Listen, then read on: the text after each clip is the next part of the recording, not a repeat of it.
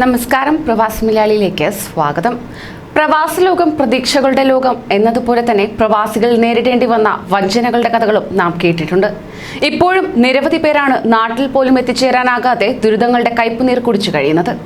സൗദിയിലെ സുഹൃത്തിനാൽ വഞ്ചിക്കപ്പെട്ട് ലക്ഷങ്ങളുടെ കടക്കാരനായി തീർന്ന മലയാളി ജോലി തേടി UAE-യിലെത്തി.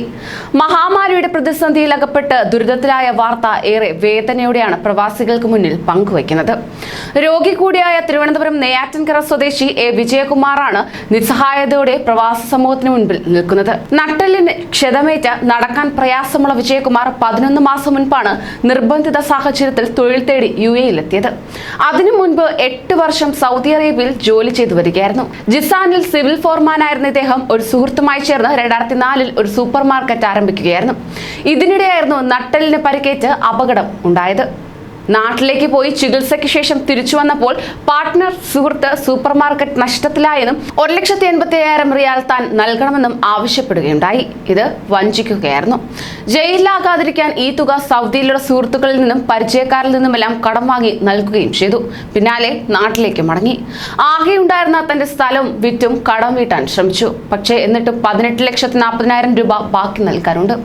ഇത് തിരിച്ചു നൽകാൻ സാധിക്കാതെ വരികയും ഭാര്യയും മക്കളും അടങ്ങുന്ന കുടുംബം പട്ടിണിയിലാവുകയും ചെയ്തതോടെ സ്വയം ജീവനെടുക്കാൻ പോലും താൻ ശ്രമിച്ചതായി ഇദ്ദേഹം പറയുകയുണ്ടായി. എന്നാൽ മക്കളുടെയും ഭാര്യയുടെയും മുഖം കണ്ടപ്പോൾ അതിന് മനസ്സ് വന്നില്ല. തുടർന്നാണ് സുഹൃത്ത് നൽകിയ സന്ദർശക വിസയിൽ ഈ വർഷം ജനുവരി 30-ന് UAE-യിലേക്ക് തിരിച്ചത്. ഒരു ജോലിക്ക് വേണ്ടി മുട്ടാത്ത കമ്പനികൾ ഒന്നും തന്നെയില്ല. എന്നാൽ പ്രായവും നട്ടലിനേറ്റ പരിക്കും തടസ്സമായി മാറി. പ്രമേഹം, രക്തസമ്മർദ്ദം എന്നിവയും വിജയകുമാറിനെ അലട്ടുകയാണ്. മാത്രമല്ല, പരിചയക്കാരുടെ സഹായത്താൽ ജോലി അന്വേഷിച്ച് നടക്കവെയാണ് COVID-19 വ്യാപകമായത്.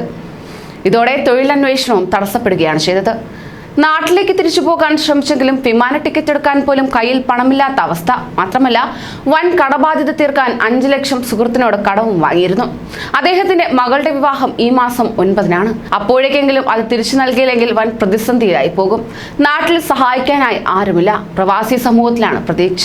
താല്പര്യമുള്ളവർ ബന്ധപ്പെടേണ്ട നമ്പർ 911558794008. കൂടുതൽ പ്രവാസി വാർത്തകൾക്കായി ഈ ചാനൽ സബ്സ്ക്രൈബ് ചെയ്യൂ.